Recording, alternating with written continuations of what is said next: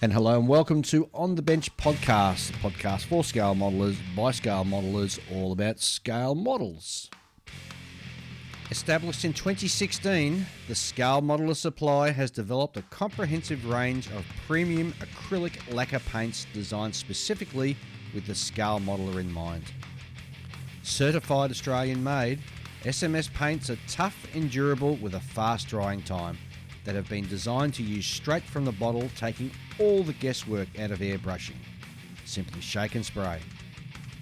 The ever-growing range of SMS paints will suit all types of model builders, be it military, aircraft, cars, train, science fiction or gunpla. SMS premium acrylic lacquer paints will have a colour to suit you. SMS products are available through a trusted network of stores across Australia, New Zealand, Singapore, the US, and are also now available for the first time in the UK through From Model Centre. Check the SMS website at www.scalemodeler.com.au to find your closest stockist. These paints are on my bench and I use them all the time, so I know that you will not be disappointed. And in the studio today, I've got Ian. Hello, Ian. G'day, Dave. G'day, Benches. And got Julian. Good morning. How's your trip over, Julian? Yeah, it was not fun. A number of years ago, I had my gallbladder out because it decided to throw in the towel, and as a result, since then I get like acid reflux type thing. Yep. Usually in the morning. Yep. Right. And for the most part, it doesn't rear its ugly head because I work afternoons and I can sleep through that. But when I come here, it sometimes does, and it decided to hit me this morning.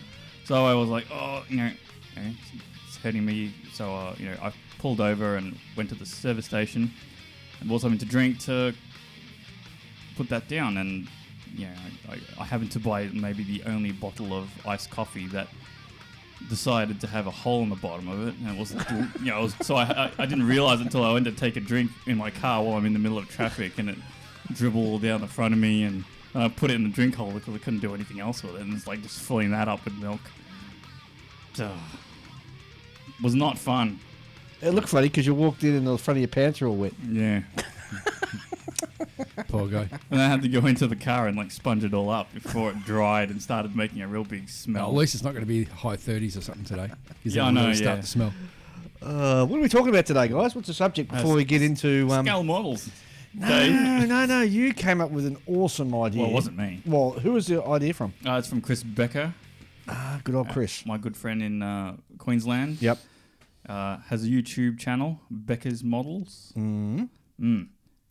Good stuff. He does his little comments about how he likes to build planes on sticks. Mm-hmm.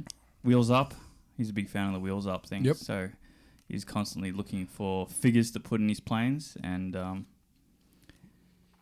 having a gripe about how Tamiya's the landing gear doors don't properly fit into the cavity, and Which kit? All of them. most of them, yeah. Okay. I mean, I think Eduard's pretty good.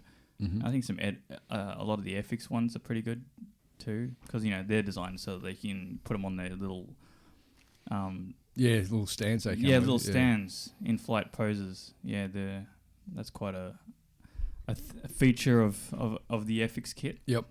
So his suggestion was, do competitions hurt or help modelling? Yeah. So I think we'll be having a discussion about that later on. Yes. But first of all, I want to find out what you guys have been up to since the last episode. Spending too much money. Last episode we decided to go to the hobby shop, didn't we? After we recorded, yeah. Jeez. And what did you end up buying, Ian? Let's see. I bought the Hasegawa 148 scale Isuzu Japanese refueling truck. That's a bit of an odd kit. It's something I haven't seen before. It originally came out with a KI-45. Right. You could only get it with the KI-45, and then they decided to rebox it in their own with a few figures and some oil drums and wheel chocks. Cool. I think it takes a very particular person to want to buy that kit in the first place. Yeah, well, apparently the guy at the hobby shop reckons it had been sitting in their back storeroom for over 10 years.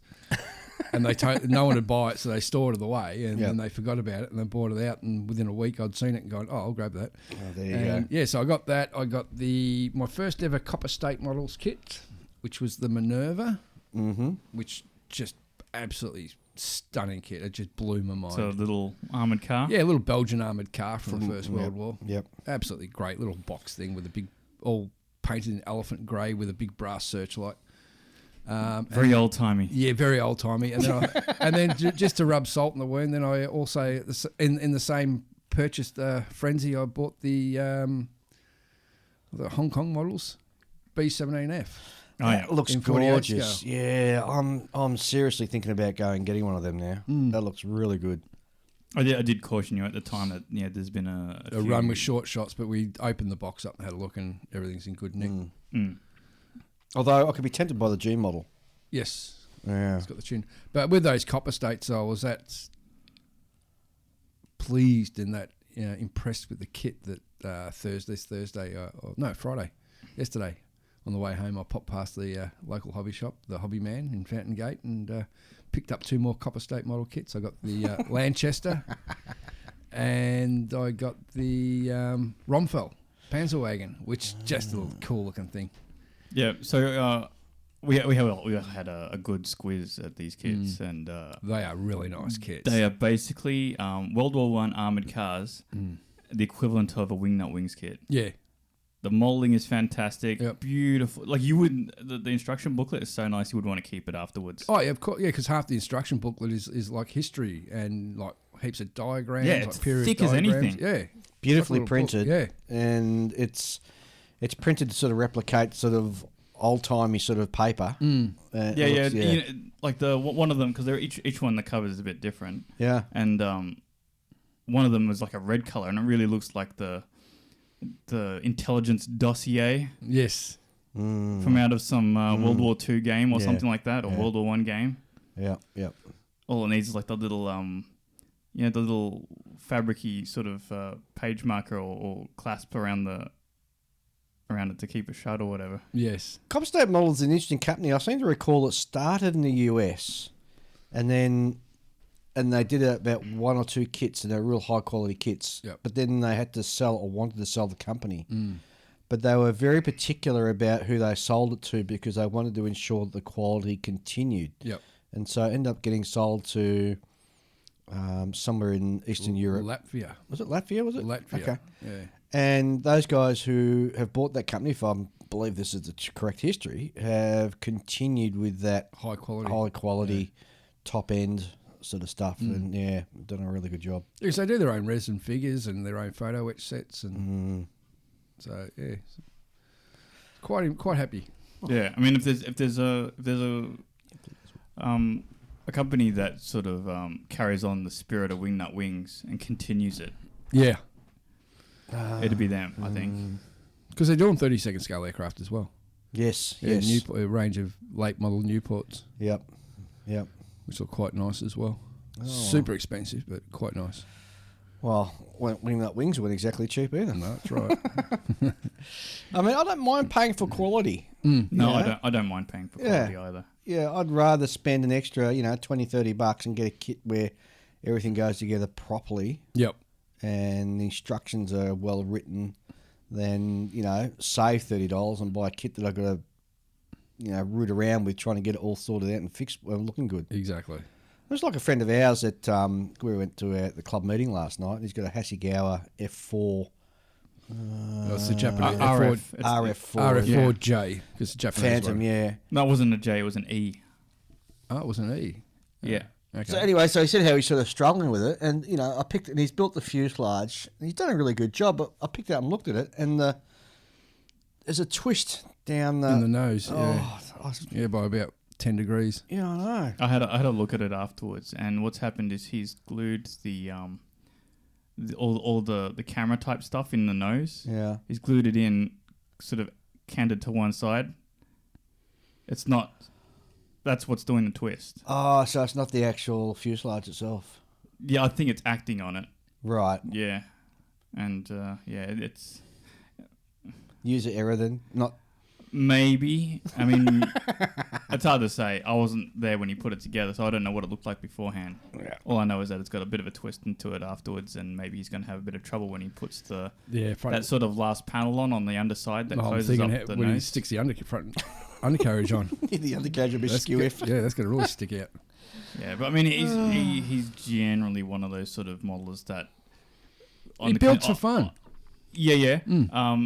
He's a bit odd in that he'll airbrush some things and then he'll brush paint entire models another time. Yeah. It's like generally once you go to the airbrush, you don't go back to brush painting models. No. Yep. But he does for whatever reason. He's sort of like my imagination of the way his modeling method is he's kind of like the guy who makes his way home from the pub in the middle of the night and he stumbles and he's like sort of staggering off walls and stuff, but somehow he still always gets home. Yeah. And it's like, well, you can't argue with the end result because it works. And Yeah, that's right. Yeah. Oh, but jeez. there's a few flaws in there, but it gets it across the line, and His end products always look pretty good. yeah, I mean, at one time I had like a really good squeeze at one of his models, and it's like, hang on, this thing's brush painted. Yeah, it's like because there'll be weird like half of it will be brush painted and the other half won't, or something like that, and you don't really notice it because it's all under a flat coat. Yep. But because I don't have to wear glasses, I pick up on these things where other people don't. Yeah. What did you end up buying, Julian, from the shop when we went there? That's what. Sorry. I forgot. Oh, what did you get? You forgot. I bought a new paintbrush too. Oh, what'd you get? I got one of those new God Hands paintbrushes.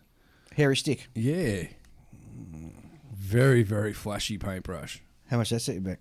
$40 For a paintbrush. for a paintbrush. Oh. It's going to be my eyeball paintbrush. I'm going to be painting eyeballs. Yeah, well, you sort of have to compare it to that. What was it 100? Was it 1 to 100, which I've used twice. 100 0 paintbrush. Yeah. That was a silly buy. Yeah, so this one looks actually more useful. Yeah. Because long bristles. If you actually sort of compared the two, like the what was it, 1 to 100 0 or whatever? 100 0, yeah. Whatever that thing is, you don't even see the hairs until No. you put like a piece of white paper behind it. Yep. And they're kind of conical in shape, whereas this thing looks more like a needle. Yes. Like it's long and uniform up to the very, very, very, very tip. Yep. Which is handy because if you put some retarder in your paint, you can just load that paintbrush and just keep painting and painting. Yeah, it's actually got quite a long amount of hair on it, but it's like it's straight as an arrow. It looks like a piece of wire in a pin vise. Yep. Is it natural fibres or is it? Yeah. Yeah, it is. Okay. Yeah. Usually, but you always pay more for the natural. So it's like a sable fur or something like that. Yep. Okay. But yeah, so that was my complete purchases. Julian? Me, I bought some of the Scale 75 acrylic paints for use on a figure. Ah, yeah. My plan is to sort of airbrush a lot of it and then just use the... Because you can airbrush scale 75 paint. Yeah, but I'm not going to do... I'm just going to use like similar coloured like lacquer type stuff Yep. and then flat coat it, and then I'll go in there with the acrylic type stuff and I'll give it a bit of a... Yeah, like a brush painted look, because I'll have like... I'm going to do a bit of sort of stipple effect type stuff with the brush and these paints. Yeah. Cool. And sort of layer it up, and and I'll give that a shot. Yep. Yeah, I can afford it like the stipple effect because it's not going to be... I mean, some of it's going to be on armor, like, and the armor looks like sort of like really rough edged, like cast iron and then hammered sort of plates. They're not, nice polished looking ordeals. They're quite rough. Fresh from the foundry. Not even fresh from the foundry. I mean, like they just look like in my mind, it's sort of going to be very blackish, like a cast iron skillet or something, Cast iron skillet, clung. Yeah. So it's going to have that sort of rough edged black iron kind of look. Mm-hmm. Yeah. Actually, you know what? It kind of reminds... It's going to... Like, the shape of it and the texturing on it, it kind of reminds me of, say, the the armor that the orcs are wearing in Lord of the Rings. Yes. Yeah, really rough edged. Yep. You know, get the job done kind of thing. Yes. So I'll see. I'll have some fun with it. Mm. I got some sort of like teal type colors I want to put into like the hood. Yep. The hood and shawl type, whatever you want to call it, that goes around. It's a bit around his shoulders, kind of thing, and I'll have some fun with it. Yeah, definitely. Got some ideas. Yeah. Cool. Very good. What about you, Dave? What'd you buy?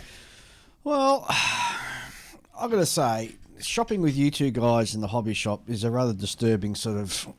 Why? Well, so I'm wandering up and down the aisles, and there's you guys pulling models out left, right, and centre saying, hey, Dave, buy this one. Hey, Dave, buy this one.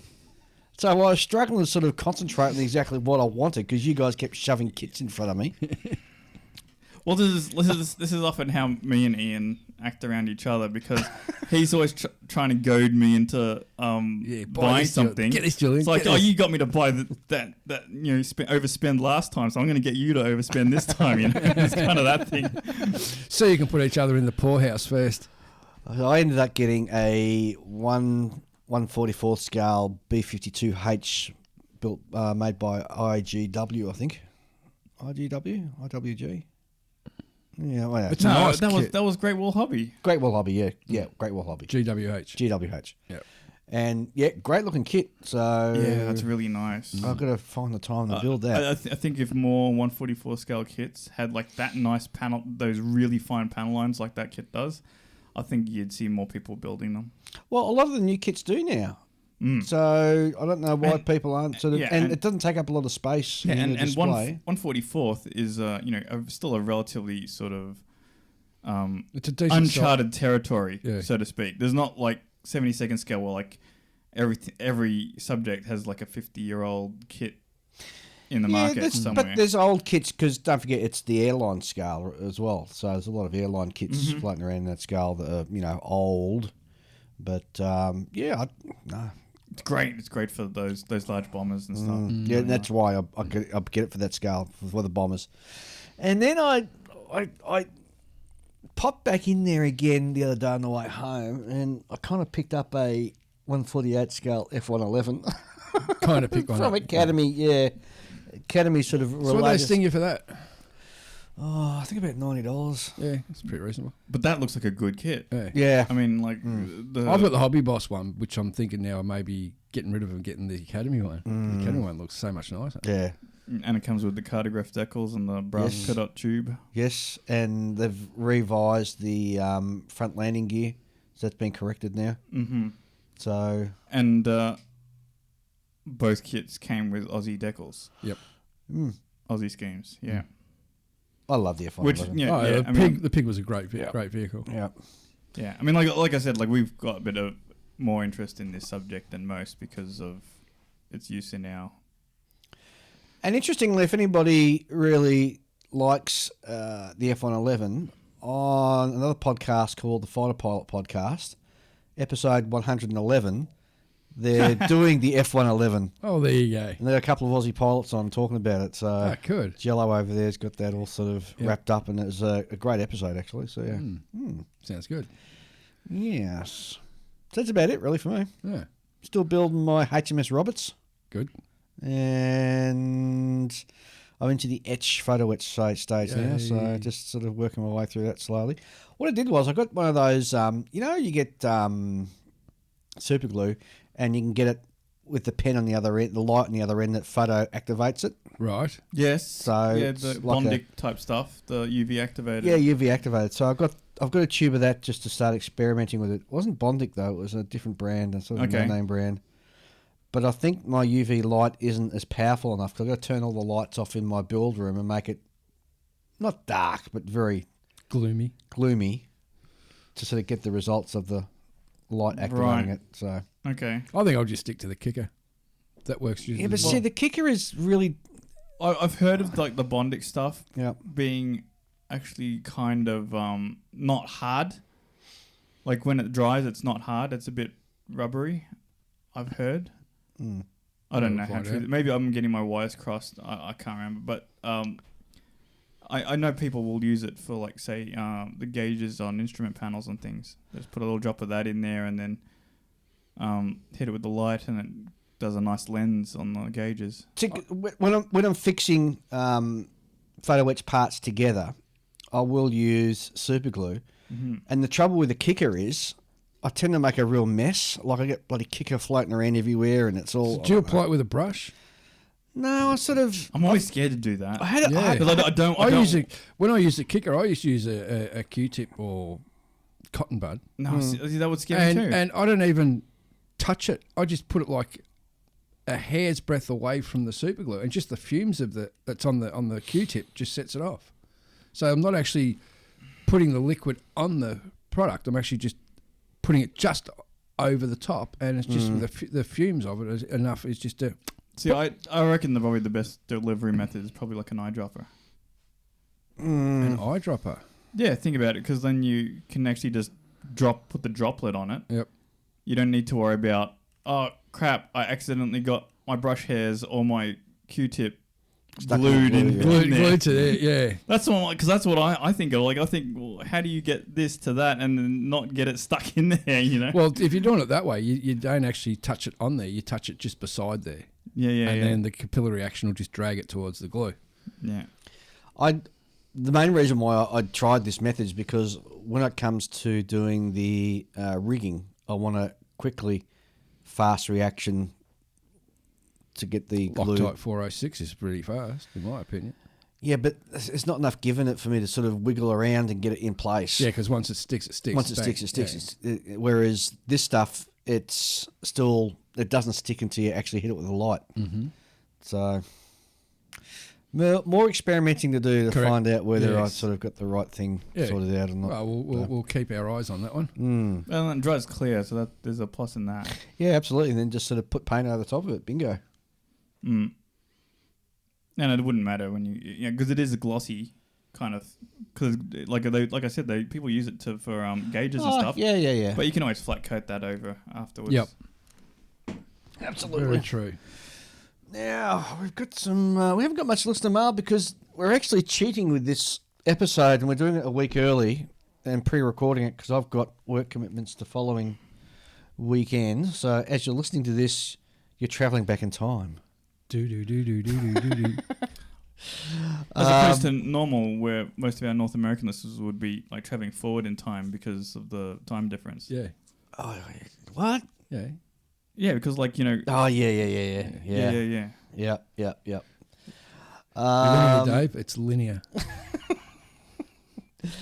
So as a result, we've only got a couple of emails in, but I'll read them out. One's from Bill McCulloch, I think it is, and he sent me a link for a YouTube channel that he's come across, and the YouTuber is called Lego Biker.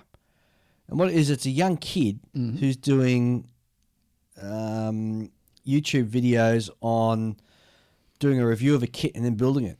Right. And he's like, I don't know, he sounds like he's about 12 or something like that, 12 or 13. Right, yep. And he doesn't do a bad job. It's a bit of a good job. So That's on YouTube, is it? yeah, it's called the Lego Biker. The Lego Biker. That's the handle he goes by. check it So go and check that out. And it's good to see the young'uns sort of getting into it. We got to get more young'uns in. Speaking of which, so after this, I'm going over to a friend's place, and I'm going over there to attempt to indoctrinate his son into the hobby. Oh. Yeah, he sort of messaged me the other day. He's like, do you want to buy a kit and some things and come over and like see if my son is interested in building models? I'm like, I was just thinking that.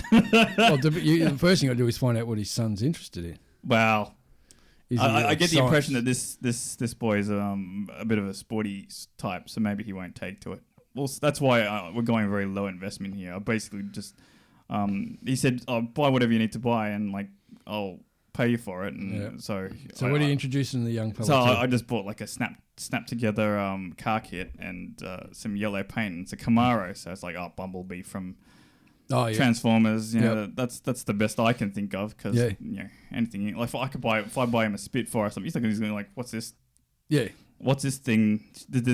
Was this earthed out of, digged up out of like some ancient ruins or something?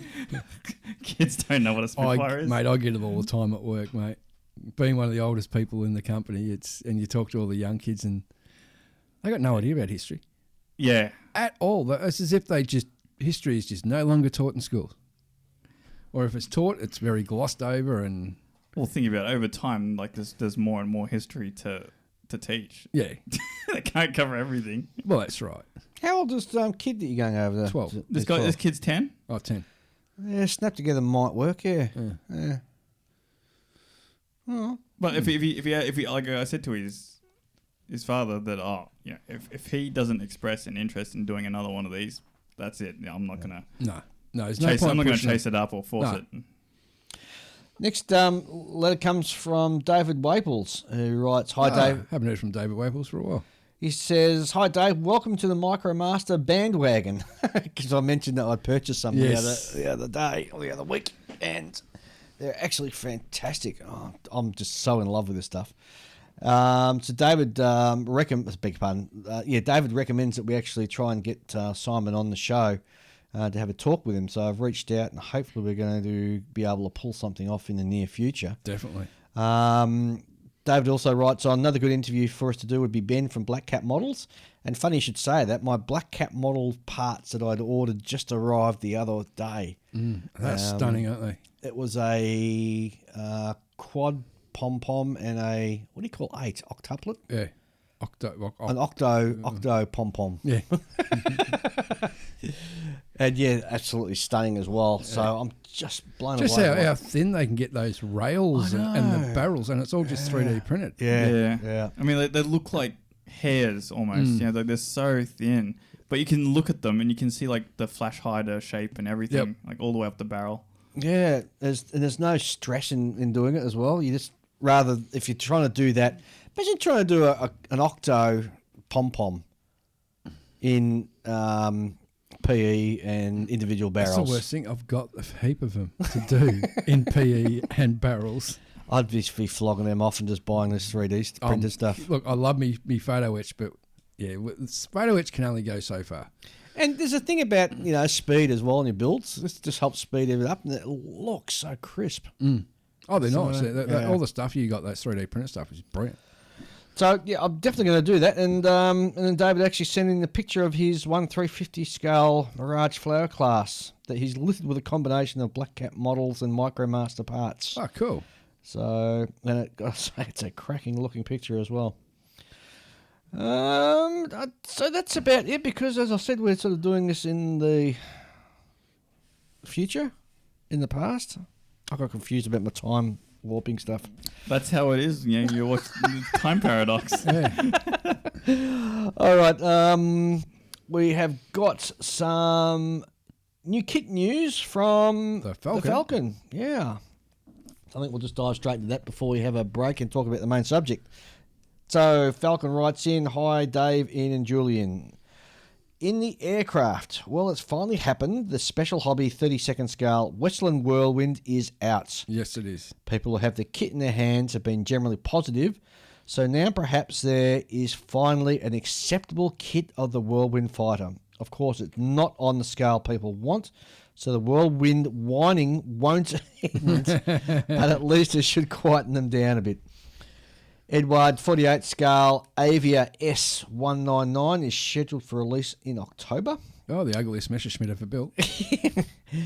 And this one is a proper rumour. In the background of a video YouTube about Edward decals, people have spotted an Edward kitboxing showing a Mustang P51D in 72 scale. In 72 scale, yes, correct. I've seen that picture. It may be a prank, but it might also be a teaser, given Edward's unusual practice in 72nd scale. P51 would seem inevitable, but it hasn't been talked about officially at this point. Answer Plastic Kits have been showing CAD renders for the upcoming PZL TS8 buys trainer.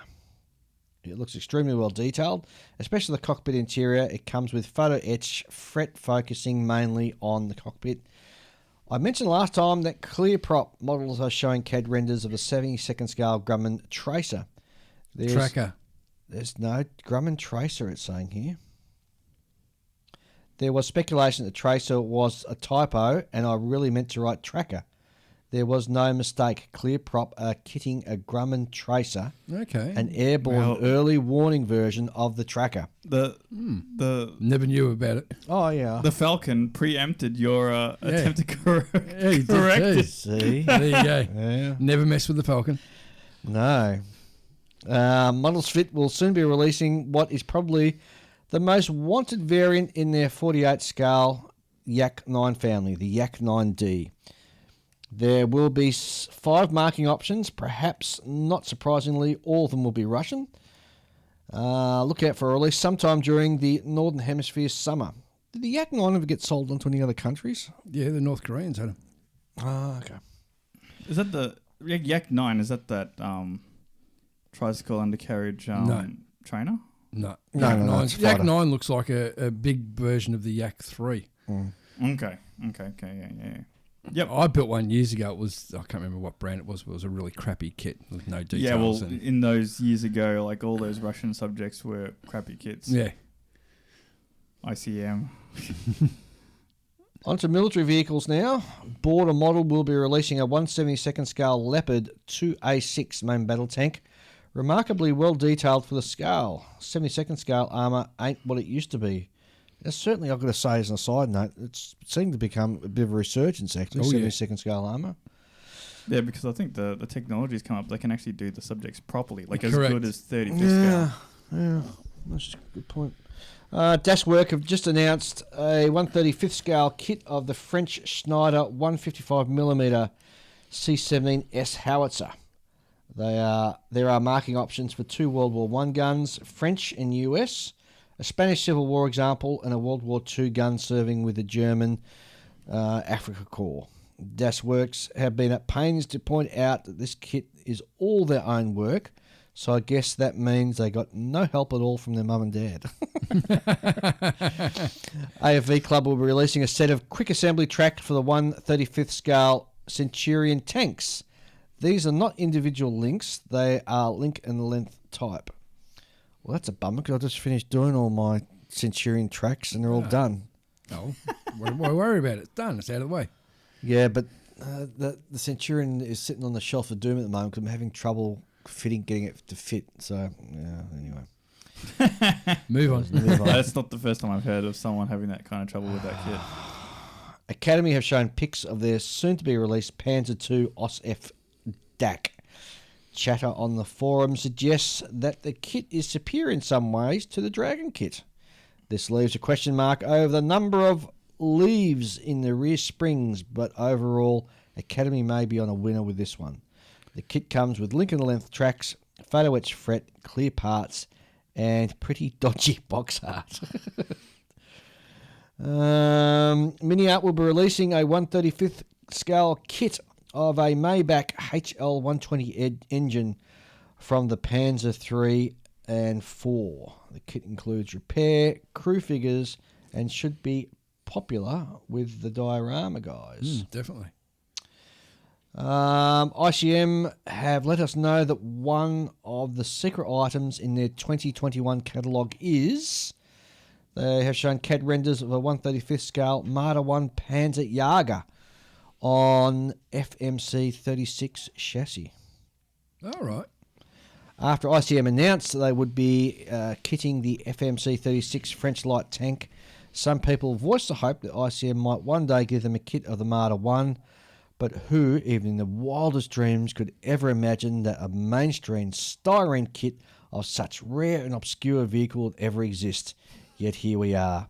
Golden times, people. Golden times, says the Falcon.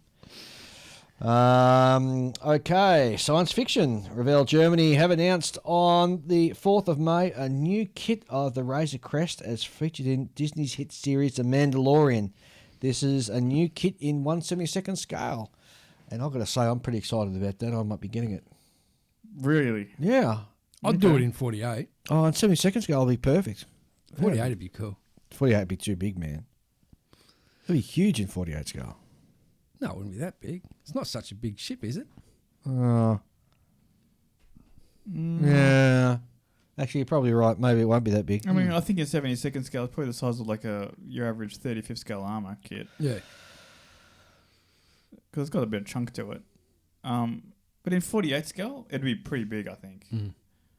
It'd stand like very tall. Yeah, I think. yeah. No, I'm looking forward to it in 76 scale. Bandai's also recently announced Razor Crest. Disappointed a lot of people, as at 1/144 scale, it is considered too small. It looks like Revell have solved that problem now. So there you go. Maritime Verify have shown the sprues for their next release, which is the IJN aircraft carrier Tahio. In what scale? 1/350? 1/350 scale. Oh, those buggers. I've got a Verify kit of the Missouri, and it is amazing. It is probably one of the best ship kits you can get out of the box. Wow. So if they're going to... What is it? Which? It's the very last carrier that the Japanese built, and okay. it didn't see. Well, it got bombed, I think. Yeah. But it didn't get sunk from memory, or did it? Oh, I can't remember. Yeah, but I'd have to. I'd be keen to have a look at that because I could be tempted. Yeah. Are the Verify kits resin or Plastic. plastic? Okay. Yeah, but they got lots of resin and photo. But this is, and the Falcon actually reports in this, and this is what I saw as well. To say it looks impressive would be an understatement. The detail on show is incredible. The supplied aircraft, and don't forget we're talking 1/350 scale, the supplied aircraft even have wheel wells. Yeah. Every part looks crisp and sharp. Some of the forums are saying that this looks like the best aircraft carrier kit ever.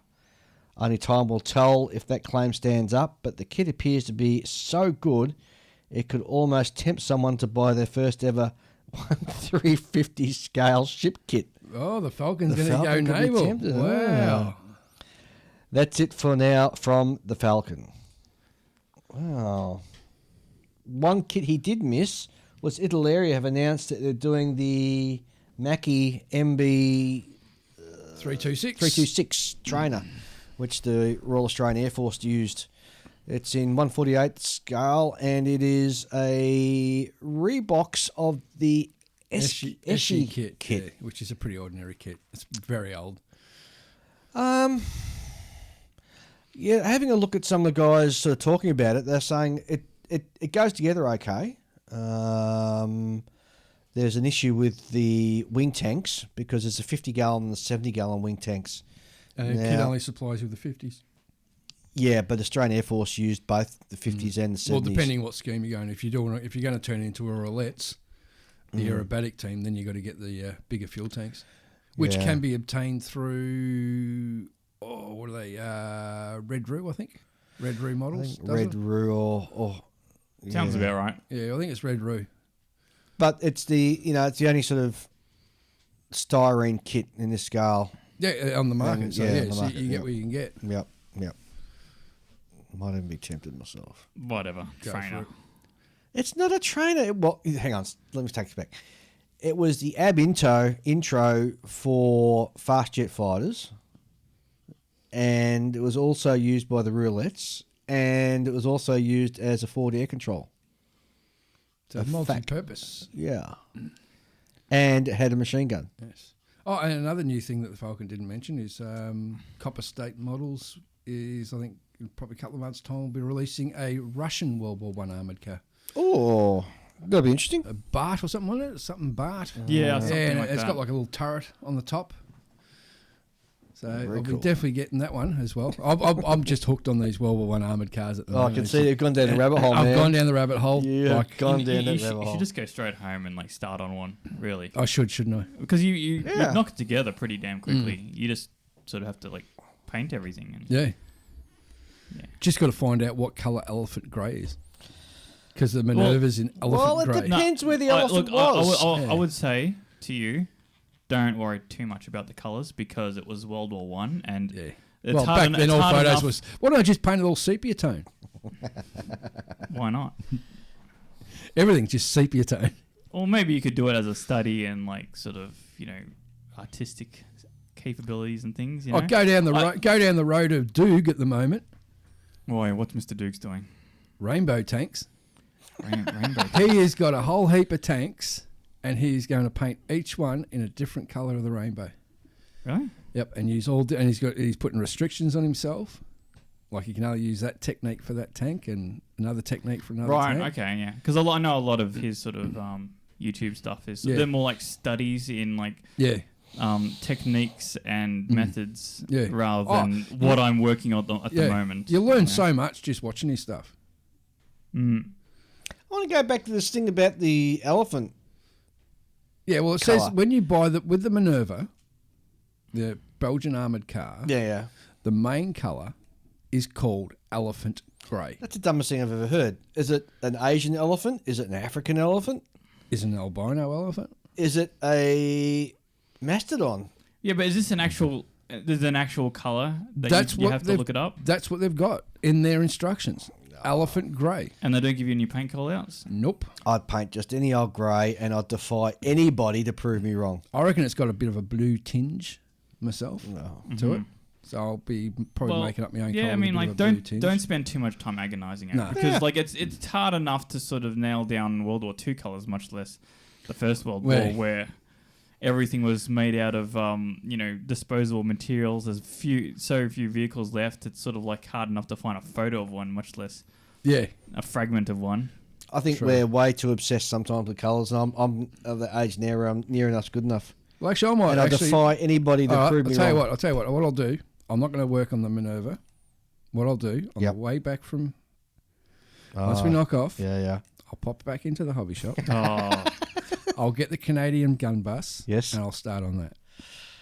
All Because right. that looks like the easier of all the four builds, because that's basically just a rectangular box, 4 wheels and 2 machine guns and a big spotlight in the front.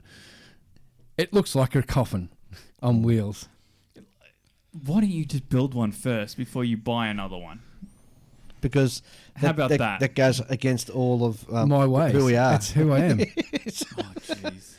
Look, I'm all for like going ahead and like getting all of a certain theme, right?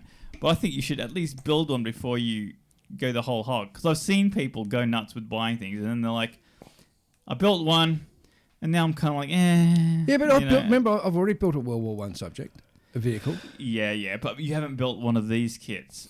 Well, these look actually a lot better. Yeah. To be honest, they probably are. Like, I mean, Look, the ICM Ford T is a great. Have you seen the new Ford T they bought out too? No. Oh, this new one's like a proper one with gun turret and all sorts of goodies, and yeah, I'm really keen on that one too. There's just so many, and it's all these subjects I never knew about a couple of months ago, and now it's opened my eyes to basically opened the door to a room of splendour and wonder. lots of nice old-timey models. Exactly. Yeah. Old-timey subjects. Well, I it's should say. interesting It's not the models because that are old-timey. it was back in like 2014 we saw a slew of World War One stuff come out in 100th anniversary of the start of the Second World War. Yeah. And here we are in 2021, and It's still going. it's still kicking along. Yeah. So yeah, I reckon it's awesome. From what I understand, like these armored World War One armored cars from Copper State Models have been flying off the shelves like real breadwinners, and that's what they just keep making more of them because people are just like, yeah, I'll take anything you can make for me. Yeah, Of and these. I'm one of them suckers. Yeah, I mean, like they're great subjects. And, that they're not a bad size. They're quirky looking. They've got areas of interest. You can weather them up really nicely. Yeah, the weather, especially the First World War, you go mad with mud. Yeah. Except the Lanchester, because I decided when I do the Lanchester, I'm going to do the one serving in Libya, so we'll be just lots of dust on it. Dust. So the Royal Naval Air Service, Yes. armoured car. Yep. So there's In the nothing in the desert. So there's nothing with Navy and there's nothing with aeroplanes. It's just this car in the middle, armoured car in the middle of a desert in Libya. Oh, that's so funny, man. That is so funny. And there'll be more like sort of there'll be more to come because there was like a lot of the armored cars from that era were just retrofitted trucks bespoke, and cars and things like that. Like, oh, we need something that can get us about, and we'll just sort of put some things on it, and there you go. Well, I reckon the Lanchester was probably one of the best armoured cars, except the chassis always let it down. Mm-hmm. Couldn't handle the rough The terrain weight. too much. Couldn't handle the weight. Yeah, and the rough terrain. Well, you got to remember these things were built, designed and built back in 15, 16, 17. Yeah. Well, the Minerva's 1914. Mm. I think the Romfel's 16. The Romfel. So far, the Romfel is the coolest looking out of the lot of them. That just looks really good. All right, let's leave Ian with his armoured cars. Let's have a break and we'll... I'll just mention what I was doing, Mm-hmm. working on last night. So I actually picked up one of my former projects, because I'm, like I said, I'm on a street I'm going to try and finish a lot of my started subjects, Clean with out the bench of doom, yeah. Yeah. So one of them is this Nissan Silvia, or Nissan, if you want to pronounce it the American way. the American or Japanese way, I suppose. Which is the correct way? I don't care. I thought the correct would be Nissan. Aussies say it the wrong way. We say Nissan, and it's actually Nissan. Is the correct way to say it. Yeah, well, if you say Nissan as a Japanese, that also means like your brother. What? Yeah, like sibling, brother. So go figure. Yeah. All right. Language is such a tricky thing. In any case, Isn't it, Dave? Especially for you. So we should just... Life would be so much easier if we were just telepathic. We wouldn't have to talk. in any case, so I had this trans kit to like put a body kit and stuff on this little Japanese sports car, and I shelved it a while ago because what happened was the kit that you're supposed to put this trans kit on is supposed to be the original boxing of a completely stock standard car. Whereas the donor kit, because you can't often get the kit that you want, and it's just good enough if you can get the S15 kit, period. And Oshima do 10 different boxings, and each one's got like a different body kit on it. So the one I got was one of those, and it all works out everywhere except for the rear bumper. So the rear bumper is there's this thing called a diffuser. It's like this big sort of like spoiler thing that goes under the underside rear of the car, and it's supposed to bolt onto, you're supposed to essentially cut a portion off of the very stock bumper and bolt and glue this thing onto it. That's where the problem lies, because it didn't come with the stock bumper. It comes with like the modified version bumper. Yep. So I've had to sort of go off road. Scratch building. Sort of. Good on you. I mean, I've sort of had to so what I did is I cut the bumper horizontally and relocated, because it sort of juts out where it shouldn't, and so I had to cut that portion off and then move it back 5 mil. Yep. So that it sort of runs flush. I got a flush shape to work with, and then I can cut into it from there and and now I'm trying to sort of figure out how to fit the diffuser to it. Yeah. So it's the way it works is it's got two little resin bits on either side near that hook up. It's sort of got to conform to the wheel arch. So once those are in place, because that's one thing I cannot change, and that's a good thing. That's an anchor point for figuring this whole thing out. Then I'll have to build the diffuser itself, which is made out of very thick steel photo etch. Mm-hmm. And then I'll be able to figure out if I need to heat up those little resin bits on the end with some hot water and then bring them in a bit to match the correct width that I need. Yeah. And that'll be it. It'll work really well. But because how most cars, they make it so the interior portion and the chassis and everything hooks in at the front and then clips in at the back. Yep. Because of that, I can't, because this diffuser actually wraps around where you would do that. So I've actually got to leave that separate part off, paint everything, and then put it on at the last minute. Yep. Wow. Just chuck it in the well of tears. Be done with it. He'll build it. Just build it. Good on you. This is I'm probably $300 deep in this kit. Oh, okay. Yeah, build it. Yep. We expect to report back next episode. Report back next episode? Yeah. It gives you a long time. 3 weeks. Almost 3 weeks, right? Yeah. Yeah, well, I'll do my best, because I'd like to get this thing done, because this is actually a build for a friend, and he's just forgotten that I've been doing it. It's been going on years now. All right, let's have a break, and we'll be back to have a chat about our main topic back shortly. Whether you build aircraft, armour, ships, science fiction, cars or figures, the Fine Scale Modeller magazine provides the how-to information you need to take your modelling to the next level. In each issue of Fine Scale Modeler, you'll find clear how-to features on model assembly and finishing written by experts, reviews of the hottest model kits and products, tips and techniques for assembling, painting and finishing, as well as inspiring photos of readers' models. To find out how you can get your copy of Fine Scale Modeler, go to www.finescale.com. And we're back to have a chat about our headline topic. Do competitions help or hurt the hobby? Interesting discussion, an interesting topic. Julian. Oh, you're going to throw it to me first? Well, you suggested Well, it, yeah, I man. did, but but the thing is, like, I'm tempted to just sort of go in for the kill on this subject and like take its head off. You know, Go for it. Go for it. I think it's Say your bit. I think the obvious answer is that it's sort of it's a double-edged sword. It is. You know, it swings both ways. Like on one hand, it's does something that definitely pulls like dedicated models together. Well, But it gets us out of the house. Yeah, and and like it's sort of, you know, it really, like, you can see at what other people are doing, and it sort of pushes you to lift your game and go in directions you otherwise wouldn't, right? Because you're getting exposed to, like, you go to any competition, you start seeing things that you wouldn't otherwise see. Mm-hmm. You know, try things you wouldn't otherwise try. But on the other hand, it obviously sours people off. It does. See, I think where it sours people off is that, you know, somebody will enter into a competition and they won't necessarily get feedback, so they don't necessarily understand why they haven't placed. Yeah. And without that sort of feedback, how can they sort of learn and grow? And that's using the IPMS sort of style of judging, whereas the AMPS judging, you've got a bit more feedback on the actual kit that you've entered, is the way I understand it.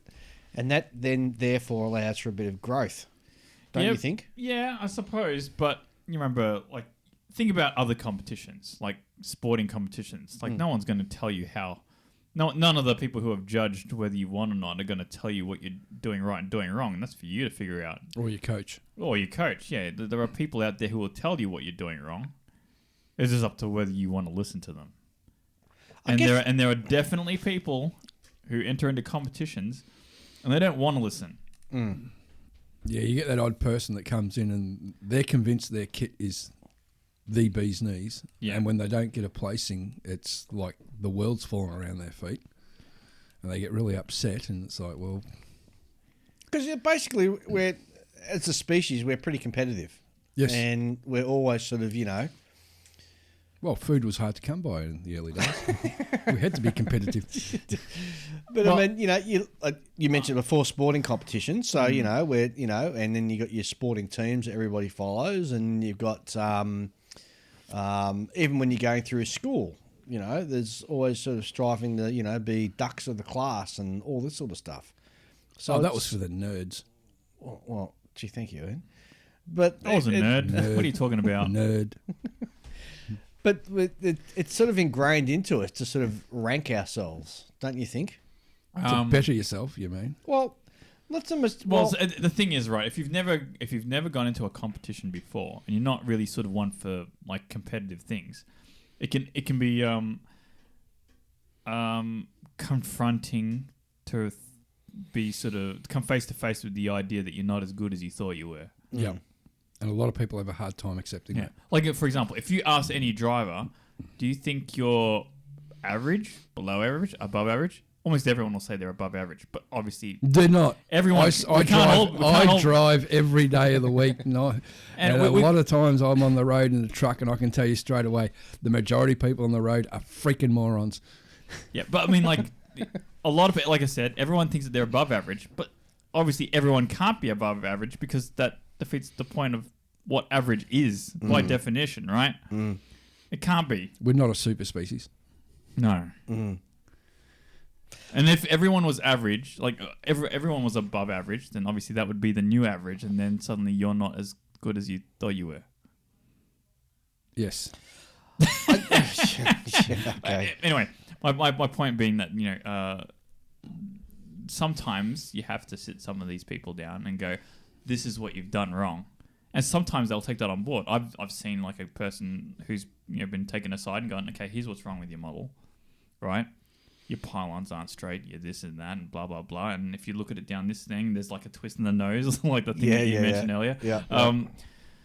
That's just how it is. And they can't, I mean, often have you ever taken photos of your own model and gone, what's that? Yeah. I don't remember seeing that. And then you look at the model and suddenly you can see it. It's like, well, Yeah, it's the thing with photography. Photography will show up all your mistakes. yeah. I mean, this is why authors get stuff proofread, because you can't see your own mistakes a lot of the time. I think it. So does it hurt or harm? Does it harm the hobby, or does it sort of make the hobby better? It makes it better, in my opinion. I think so long as the person who's submitting the subject to be judged is doing it with the understanding of you're competing against other people, and you've got to allow yourself to be opened up, subject to some critique. Mm-hmm. And if you're comfortable sort of person where you can take that critique on, not in a way that's designed or given to you to bring you down, but in a way to help assist you to build you up. Yep. From that standpoint, modelling competitions can only help but improve the hobby.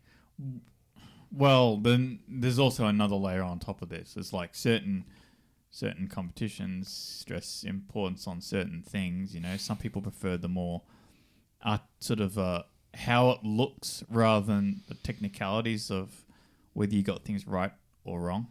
Well, IPMS versus AMPS, right? Yes. There's those sort of aspects, because there are a lot of people out there who, by all means, make very good-looking models, but maybe they wouldn't win on competitions because there's something on the underside that they didn't take care of or whatever it is, and you don't really see them in photos because it's on the underside of a plane or something. Yeah, a lot of people. You'd be surprised how many people don't give a damn about the underside of a model. I don't really, to like be honest. Tanks and that. Though. But Some people don't even paint the bottom of their tanks, and then when they put them in a comp and they don't get a placing, they're like, "Why didn't I get a placing?" Well, because you didn't finish painting the thing. When you're in a competition, you've got to make sure you've crossed all your T's and dotted all your I's. Yeah, that's right. If you take shortcuts and if you can't be bothered painting this and that, you're going to lose points. Yeah, I mean, the important thing is that you're building to like a common ground, universal standard kind of a thing.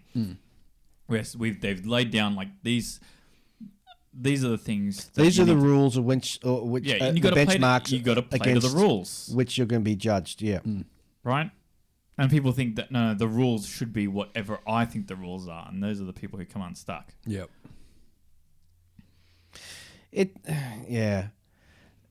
And having model competitions as well, it draws the crowds in. If you just had a model display, I don't think you'd get as big a crowd as you would if you against a model competition. Yeah, because everyone wants to come in with a trophy. Well, no, that's well. So recently, I got put onto this video of a modeling YouTuber who made a video that was like how to win model competitions, right? And you watch it, and it's as far as what the title of the video goes, it was not very good advice. Yeah, it was more of an it was basically a mistitled video. It should be like encouragement and reasons why you should get involved in competitions rather than how to win them, because it didn't actually tell you how to win them. It was more like an encouragement to get people into it, but at the same time it would then cheese them off because obviously like the reasons they're getting into the competition is the wrong reasons. Like, so it was sort of going, just go in, have a punt, and I'm all for that. Go, have a go, see if you don't win anything, who cares? But the problem is that's not what it was titled. It was like how to win modeling competitions, and it was giving the wrong advice for that sort of thing. It's like that's pointing you in the wrong direction. If you actually want to win a modeling competition, you shouldn't watch that video necessarily because it doesn't address the importance of you mean the finer playing points, to the rules and the finer points of what needs to be done. Yeah, I mean, like every modeling competition is slightly different, right? Yep.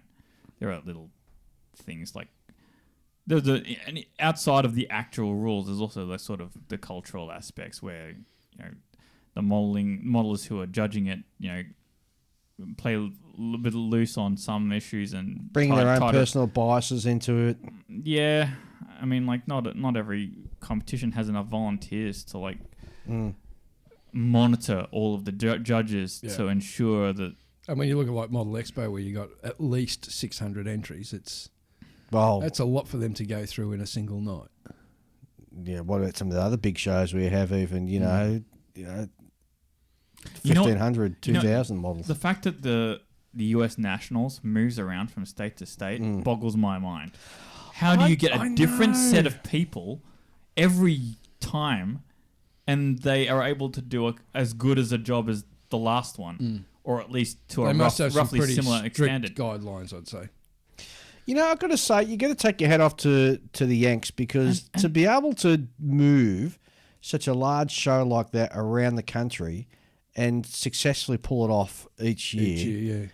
That's insane. It's just, I know. I got, they must have this core of dudes who are just so committed to the hobby in that they can give all that time, because anybody who's even thought about running a model show knows how much work goes into it. It's hard enough. Like once you sort of finding a venue, and it's being hard enough just running a club. Yeah. Exactly. Well, I mean, like with just the venue alone, like being able to find a venue for it. Yeah, but they can find a different one every year. Yeah, it's like what? And a big one, and they wouldn't be cheap.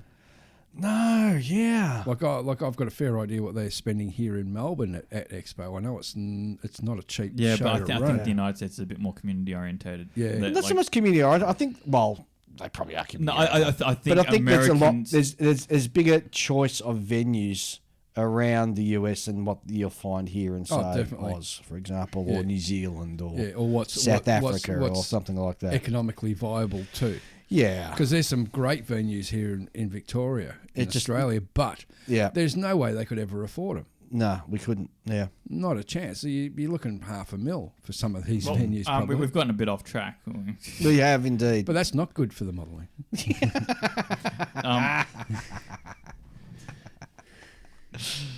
Yeah, so I mean, like back to the primary topic. Well, it's unusual. This is Julian pulling us back on topic for once. Yeah. Well, it's me doing all the hard when work. I first joined this podcast, I would see like joined. You just rolled up one episode. I was invited, all right? You rolled up in episode 10, and we haven't been able to get rid of you since. Oh, whatever. In any case, like when I first joined this podcast, I would sort of have this positioning where I would sit back and I would watch the from a distance the flow of the conversation, and I would sort of gently steer it back on course, or at least vaguely in the realm of being on course, right? I don't have that kind of subtlety anymore. I'll just tell you, you're off course. I don't have that kind of energy. I was a newbie. I was like sort of in foreign territory, but now I've marked this territory as my own, so I'm gonna. We're up to episode 112, and he just found his nutsack. There you go. I just ran out of patience. Is what happened. But no, look. In my opinion, I reckon they're a great idea. This is not for everyone. It's not for everyone, but we modelers are pretty solitary creatures, and most of us don't get to see many people. Whereas this is a good excuse to catch up with other people with exactly the same interest. And yes, as Julian said, you learn a lot when you especially with the judging and competitions, and you get to talk to people, and you'll see a nice kit and you'll meet that person and you'll talk to them about the kit, and you'll end up finding out how they did that technique. Because most of the guys, 9 out of 10 of them, are very approachable. Modelers are quite approachable. If you have a good chat with a guy, you'll learn heaps. You know what I found? People will sort of lurk near their model. Sort of. Wait for someone to come up and talk. They're to them. not specifically doing that. Yeah, but it happens. They'll be near their model, sort of like, oh yeah, seeing their model. Oh yeah, I'm kind of comparing it to other entrants in the area, or have a look around, etc. And then suddenly there's a person there, and they're going, oh, this one looks all right. Oh, this one's got a bit of a problem. And they'll talk about your model. And then that's when they'll say, oh, hi, I actually built that one. And Look at me. the number of times I've been ambushed by being near a model by the person who made it. Which isn't a bad It thing. happens sometimes. every single time I go. Yeah. Because I like talking to people about their models. Yeah, well, yeah. I mean, like, I think that's why we all go there. We get to get our dose of modelling. Yeah. Social. And you got your swap and sell, so you can pick up some cheap kits. Except for Well, this not year, it- there's not no a- swap and sell this year. So see, now you're touching on a part of the subject that I think is important. Is that with model competitions, I think it's probably a good idea if you have sort of things that are attached to the competition that allow for the non-competitive people to get involved. Just like a display area. Yeah, but the problem is, it's like the competition is still the meat on the plate. You know, that's what you're there for. Yep. Oh, I like that analogy, the meat on the plate. Yeah, you like that one? I do like my meat, yeah. So, yeah, I do. Very well said. Yeah, so so on one hand, like there's going to be detractors who will say, yeah, that's all well and good, but we can't just devote half of the entire space to people who aren't actually involved in the competition. Yeah. Well, because if you're not entering a kit, you're not paying. Because you've got to pay for every kit you enter.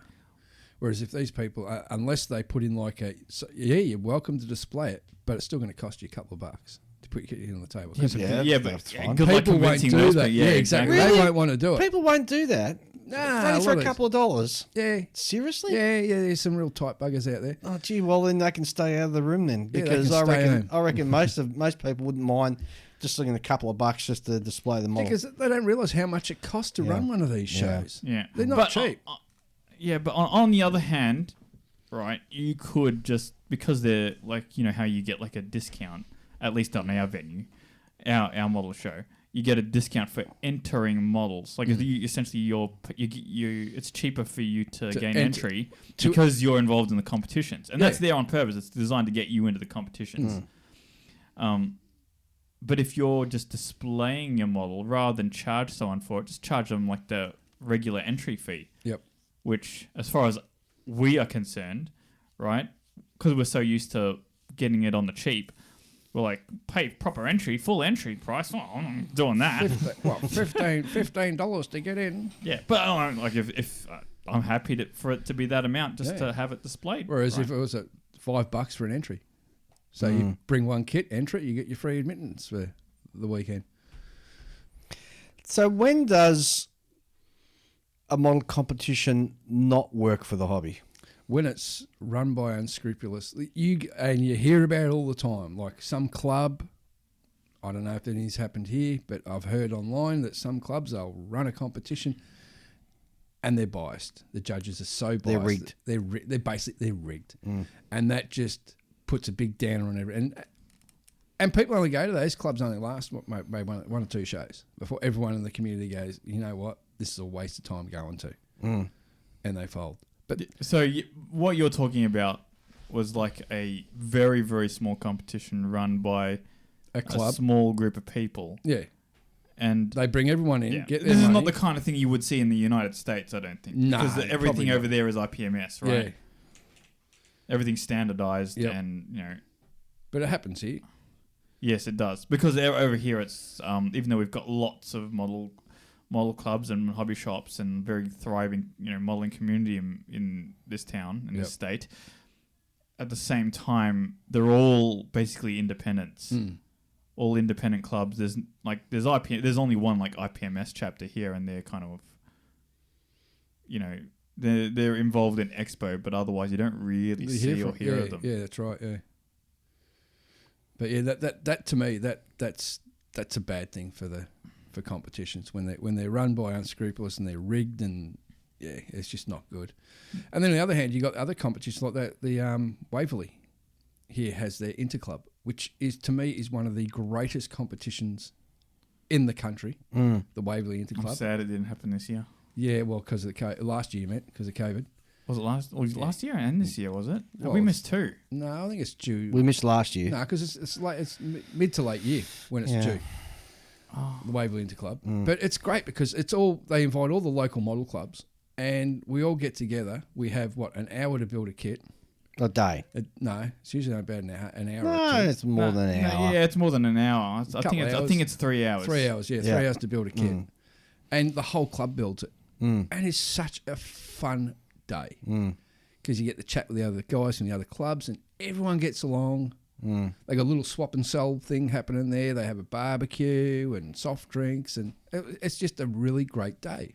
It And is a yes, great day. as I agree with Julian, I was not happy that it wasn't on last year. But hopefully it's on again this year, and we'll definitely be going. Because they supply each club with a kit or two, and you have to build that kit. I think we've made it pretty clear to the organisers of that event that every time you're willing to have it, we'll definitely show up. Yeah, and we'll keep taking your trophies. Did we win in last time? I can't remember. I can't remember. The one before we won. Yeah. We just missed out. I don't care if we lose. Nah, it's just a fun day. It's an awesome day. Yeah. Because a lot of these modelers, you know them and you get along. Because a lot of them, we modelers are spread all over the state. You don't get to see many of them. But then you get to these comps like Expo or Waverley and you catch up with friends, basically. People you haven't seen for 6 months, 6 to 12 months. And it's great just catching up, chatting, having a drink. Some nights after the competition, you go to a local bar and have a few drinks and a bit of a chat. And it's a good social bonding experience. What about with the young kids? Because you see, and like competitions for under 15s and that sort of stuff. Do you think that helps? I'm of the opinion that it does, because I think I actually don't think it does. No, I think it does. Because I know some people who've had kids and they've entered models in those competitions and they've never come back to the hobby. Really? So it's like, yeah. Yeah, but the thing is, with the model competition is you don't get the participation trophy. And that I'm totally against participation trophies. Like, it's a bad thing for society. Like, you're either going to win it or you're going to freaking lose it. It's one of the two. Don't get a trophy just for showing up. Well, if anything, it'd be a certificate because model shows aren't that well cashed No, up. that's right. Yeah, certificate, bit of paper. Thanks for coming. Yeah, but people used to call the commendations in our event. Yeah, the thanks for coming. Thanks for coming. But Certificate. that's not what it is. That's more of a sort of you didn't get first, second, or third, but you're in the right direction. Yeah. And if you want a place, you might have to do a significant amount to improve, but you're thing, on the way. Yeah, the good thing with Melbourne Model Expo, especially for the younger kids, when they get a trophy, they get a kit, a free kit, and some of these kits are pretty decent kits too. They get it's not like a cheapy $5 1970s Airfix plastic bag box Or a frog kit. or a frog kit. It's a decent kit. Yeah. And a lot of times I've seen that a kid that's won, and the next year the kit they've won is in the competition, which to me is a positive. Well, to be honest, like taking a step back, a modelling competition is a social event for modelers, and that can only be a good thing. Yep. Yeah, that's because true. like the alternative is just us, like Doing the odd Skype meeting. well, yeah. I mean, like there's only clubs outside of that, isn't there? Really? Yeah. That's it. And yeah. that's a pretty bleak world, isn't it? Well, it's funny because, how many emails have we received over the years where people have said, "Oh, you're my modelling club by listening to this show." Mm-hmm. So, yeah, well, I mean, I think we're a significant podcast is what I mean by we. I think podcasts are a great addition to the sort of modelling community. It's another avenue for us to sort of exploit. Exploit? I think it's funny because I don't get it. What is? I don't get it. Well, why you said exploit? But in any case, it's a good occasion for us to sort of network and connect and see what everyone else is doing. I think that's a very important aspect because step outside your front door for a change. Yeah. I mean, like I think everyone once you go from being like the modeler who just sits at home by yourself and has to figure things out by yourself. Once you start seeing what other people are doing and what other products are out there, what other techniques can be employed, handy tips and tricks. Like, oh, you put you glued those two fuselage pieces together before you put it on the wings or whatever. You know, like there's always a different way of doing things and some of them don't get mentioned. Like you can watch every YouTube video under the sun and you'll never come across it. Yep. It's only when you talk to people and see what other people are doing that you'll come across these things. And well, you don't do that? Oh, I always do that. You know, that's just how I've always done them. And it's like, oh, okay, well, that's really opened my eyes. Yep. Those are great moments. Yeah. Yeah, when you've gleaned some information that's going to really help. There's a way to do this that isn't the hard way that I've always done it. Yeah. But see, is I mean, I used to go to model competition. I used to go to model shows as a way of being inspired and also to pick up tips and stuff. Mm-hmm. Whereas nowadays, with the explosion of social media and YouTube and all that, you can get all that without even leaving your house. But photos are great for showing detail and everything, but with a photo, you only see one specific angle of the subject. And you can... When you go to a show, you can see the whole... I wouldn't say 360 degrees because you're not allowed to pick the model up and look underneath it, but you get a more visual representation of the actual kit rather than just see a two-dimensional flat image. You're actually seeing it in real life. And as we've discussed earlier, if you're lucky, you'll meet up with the person that built it. You can talk to them about their kit and what techniques they used, why they chose that particular paint scheme, and so forth and so forth. Also with videos and photos, they can be taken in such a way that they leave out things that they don't want you to see. Yes. I've seen that, like where they've got like the finished model on the side of a model box, and they've specifically taken photos to crop out mistakes and things that they don't want you to see. Also, going to a competition or having a competition, it's a difference between sitting at home and watching a football match or watching a car race, or actually going to the football match or going to the car race. Yeah. You miss out on that full immersion. All your senses are fully engaged. Whereas sitting at home... And you're surrounded by like-minded people. Yeah. That's so underrated. Yeah. And there's always heaps of merchandise for sale. Well, especially the expo. There's always tons of merchandise for sale. And then you have your... a lot of the competitions now have like workshops where you sit back and watch a professional do something properly and learn off them. So to me, comps are just triple A+. Especially comps that go for more than one day. Yeah. Right, where you're there for you've sort of gone, I'm gonna like soak myself into the whole modeling thing this weekend, and then you've got plenty of time on the clock, so you're like, well, I've looked at all the models, I think I might grab something to eat, and there's a tutorial thing going on over there, I'll grab that too, and then I'll come back to the tables and take another. Because one of my favorite things, and I haven't since we've been on doing this podcast and doing recording a session at Model Expo. One of the things that I used to do and don't get to do anymore is just go around the tables multiple times, because you always see something that you didn't see the first time. Yeah, or someone will go, oh, dude, how was that kit at Expo? And you go, what kit? On that table. I can't remember seeing that. And then you're kicking yourself for missing out on seeing this gorgeous build. Well, we're going to be under the pump for this year's show because it's only a 2-day show, and we're going to be recording as we usually do anyway from the show. Yeah. So we're going to have to look at hanging back really late so that we can, because there's going to be so many models entered this year. Oh, I know. That's because we've had a year backlog. And instead of a 3-day show, it's compressed to a 2-day show. So we've really got to figure out how we're going to fit it all in. I might have to give judging a miss or something, maybe. Or do judging. We'll all do judging this year, and that way it'll get us to actually look at a particular table. Don't know. In any case, I'm going to have quite a bit of fun. One of the things I really enjoy is going around the tables multiple times with different groups of people. And getting their feedback.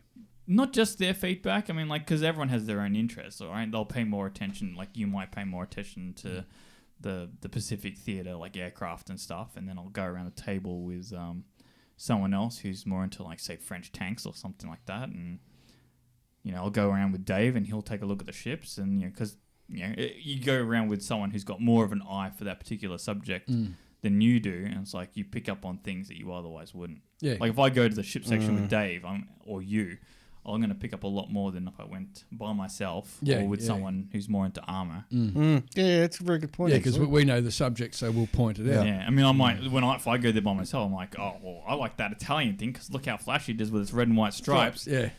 And Dave will go, oh, that's nothing. Look, did you see this one over here? This one's got like all this, and that, and blah, blah, blah. And it may be all grey, but it's got a lot more detail. And that's a resin kit, and, and it's like that much more difficult, blah, blah, blah. Yep. Very good point. Very true. Very true. Any more thoughts on competitions being good or bad for the hobby? You know what? Once, I think it was like the first time I went to Expo, I walked past the figure section, and I got ambushed by this lady who paints figures. And I pointed out, oh, this one looks cool. And she was like, yeah, but I think he's cheated on that one. Cheated? How? Well, I think she sort of said thinks that he used a decal for the shield. Because the character was carrying a shield. Oh, right. And Yep. she reckons that it wasn't painted on. It was a decal. But Oh, still see, not- at still the time modern. I thought, oh, okay. And I didn't really think much of it. But now I have an opinion on that. And I would think this is not a painting competition. It's a model competition. Correct. And whatever method you employ to get to the end product. This is not Euro Military, or whatever they call it. That big show they have over in Europe with the figures. Oh, yeah. Oh, God. I'd love to go to that one, yeah. That looks amazing. The quality of work in that Isn't place. that dead, that event? Oh, God, Is I it? know. What? I think that event is dead. Well, that sucks. Because they used to even have their big... Every time they have their Euro Militaire show, there was always like that big 100-page magazine that came out the following month, and I always grabbed a copy of that magazine because it's just so inspiring. Yeah, I think it might have died because they just couldn't get enough people involved. Like there's just not enough people who paint specifically military figures anymore. Yep.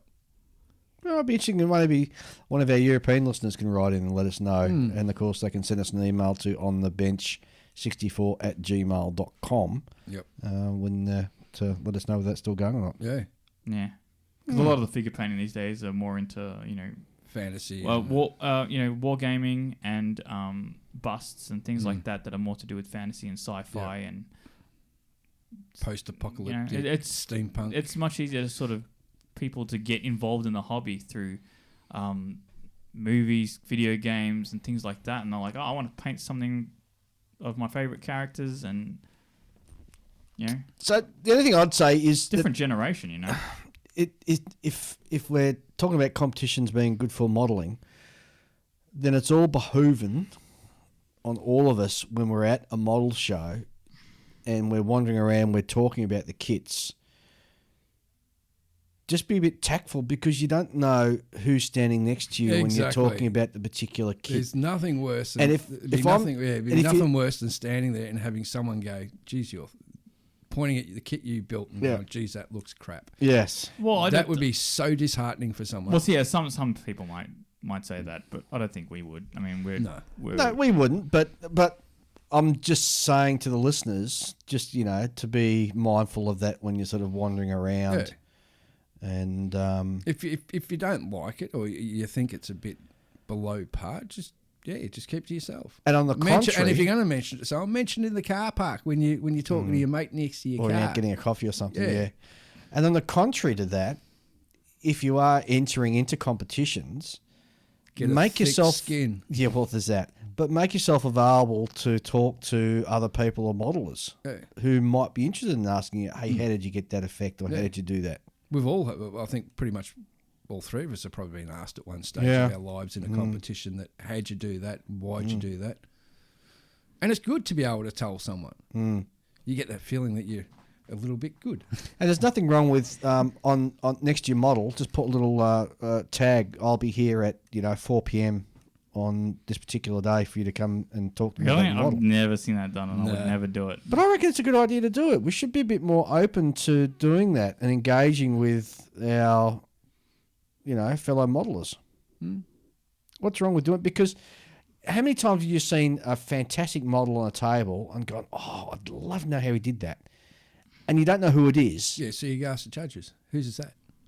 Well, they wouldn't know because they're not allowed to know. Yeah. They've got to be impartial. Yes. I mean the scrutineers. The only time you'll know is when at the end of the competition when they're doing the Which you do sometimes. I've done that a few awarding times. it. Waited till the end of the comp, and there was a nice model, and I just wait to see who's going to pick it up. And as soon as I see the person going to pick it up, I'll go talk to them. Yeah, and that's when the person's busy in a rush to get home. Yeah. The last thing they want is to be hassled by somebody. Exactly. You know what? One of the things I just remember is like, have you ever come across someone who wanted to hide their techniques? No, not yet. Where you've been interested, like, oh, Yeah. where'd you get that? Or why? How did you do that? And they're like, sorry, I don't want to say. No, I haven't. That's weird, isn't it? Yeah, That's it just is weird. Being arrogant. It's rude. Yeah. It's not being the type of person that I want to see in our hobby. See, if that happens, everyone should point to them all at once and go, shame, shame. And ring a bell. Ring a bell, ding a ding a ding a ding. Shame.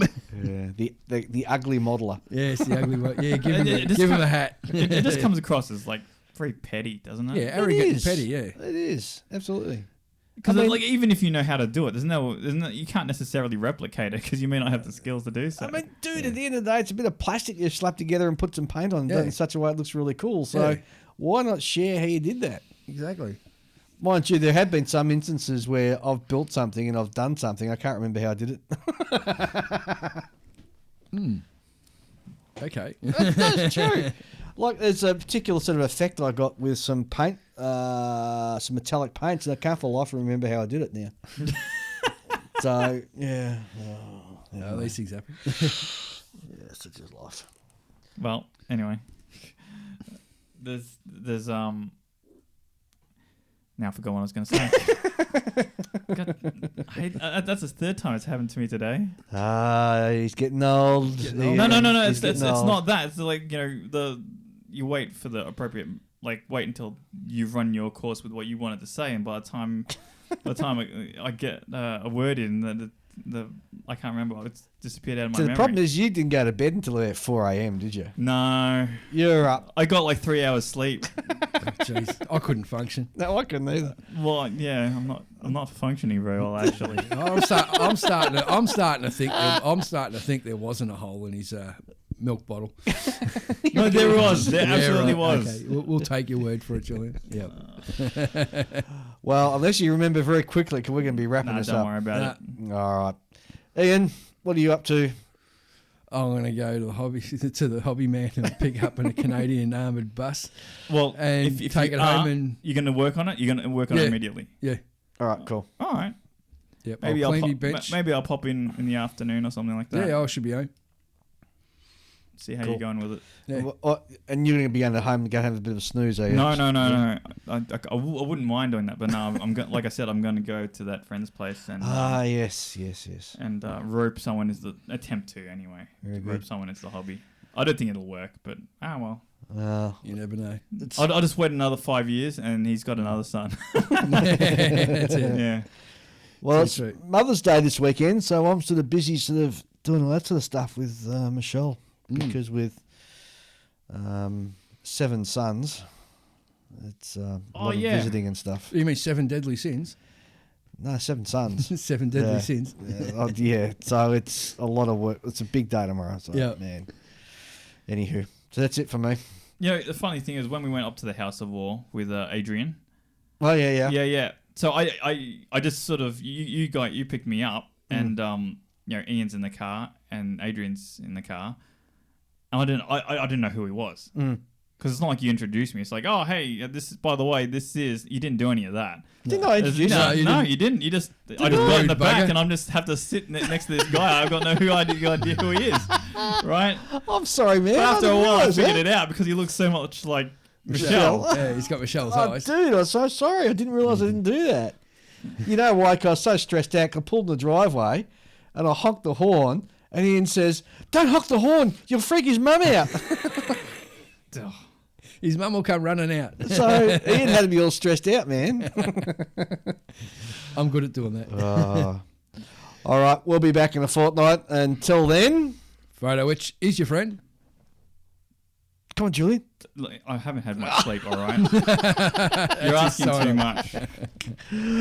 Guys, we'll see you in a fortnight. Catch you later. Bye. Bye. Bye. Well, I hope you enjoyed the show. And don't forget, there's 5 other fantastic scale modelling podcasts to listen to. There's the Scale Model Podcast out of Canada with Stuart and Jeff. Plastic Model Mojo with Mike and Kentucky Dave. Plastic Posse Podcast with Scott, TJ, Doug and John. The Model Geeks Podcast with Darren, Scott, Whitey and Frildo. And Just Making Conversations out of the UK with Malcolm and James.